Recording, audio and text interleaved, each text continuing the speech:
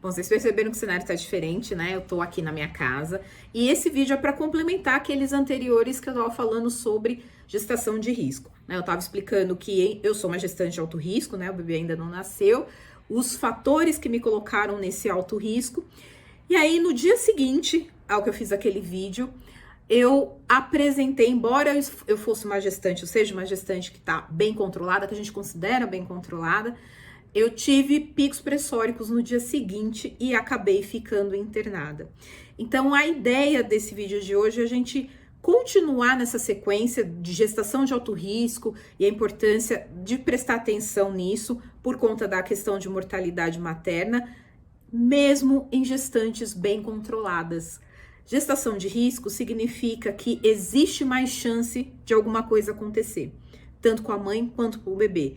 Não significa 100% de chance ou zero. Significa que em algum momento alguma coisa pode acontecer. Por isso que a gente tem que ficar preparado. E isso, inclusive, para gestantes que fazem o controle certinho, que estão alinhadas com a proposta terapêutica do seu obstetra, né? Porque não é porque eu faço tudo certo que vai dar tudo certo para mim. E aí, o que aconteceu, né? No dia seguinte, eu tive pico pressórico, então a minha pressão subiu algumas vezes, mesmo em uso correto da medicação que estava prescrita, e eu comecei a ficar muito inchada. Esse inchaço já vinha de um tempo atrás, mas ele não estava acompanhado da hipertensão. E aí, quando juntou as duas coisas, acabou chamando muita atenção do obstetra, né, da pessoa que tá me acompanhando, e eu acabei indo pro pronto-socorro para verificação. Por quê? Eu ganhei muito peso num intervalo muito curto. A gente tem que lembrar isso também quando a gente fala em hipertensão, né? Então, a gestante, ela vai ganhando peso gradualmente durante a gestação. Se de repente você tá ganhando muito peso, então, numa semana você ganhou 3, 4 quilos, é muita coisa. Esses 3, 4 quilos pode acontecer de não ser gordura, de ser líquido retido, o que é um sinal de alerta. E aí vem o propósito desse vídeo em si, da gente pensar em demora no atendimento e o que isso tem relação com a questão da mortalidade materna. Basicamente, a gente tem 3 tipos de demora que estão relacionadas a aumento de mortalidade materna.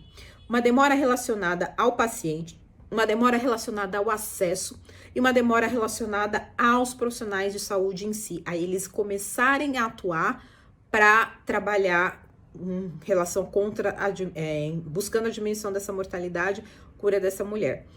Não vou falar sobre esses 3 fatores de demora, né?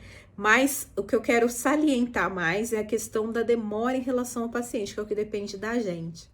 Então, nós pacientes, a gente precisa estar sempre alerta para os sinais que podem sugerir algum tipo de alteração. Daí a importância de você fazer um pré-natal bem feito. Porque no pré-natal vai ter a orientação correta sobre o que você pode ou não esperar durante uma gestação.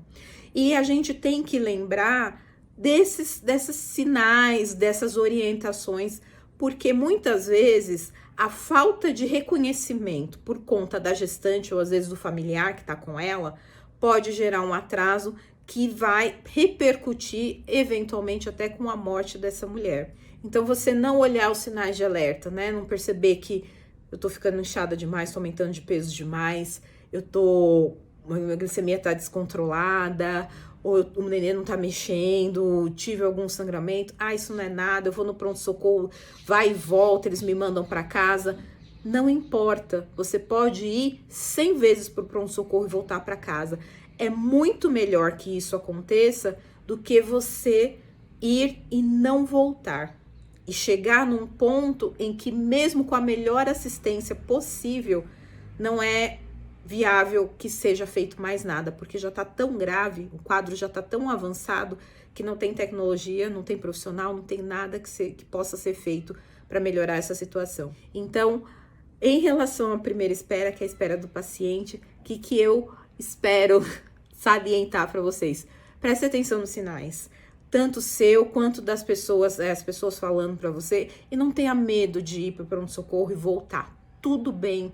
O máximo que vai acontecer é você perder algumas horas e vai receber mais orientação para ficar mais alerta. O que importa é que você e o bebê estejam bem.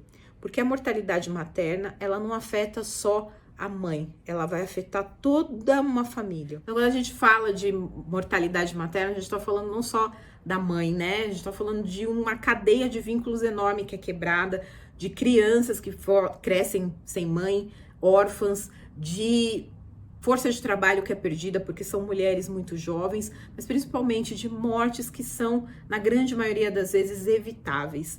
Então, faça a sua parte, preste atenção nos sinais, não tenha medo de ir ao médico, se precisar vá 100, 200 vezes, não importa. O que importa é chegar no final dessa gestação bem, com um binômio, né, mãe, bebê, bem. E isso muitas vezes dá trabalho. Se você é gestante de risco, pior ainda, você vai ter que ir mais vezes ao médico, você vai ter que fazer mais exames, você vai ter que ser submetida a mais testes, mas não tem problema. O que importa, de novo, é mãe e bebê bem. Bom, eu vou ficando por aqui. Se você tiver alguma dúvida, quiser falar alguma coisa, dar sugestão, perguntar, fica à vontade. Um beijo enorme e até o próximo vídeo.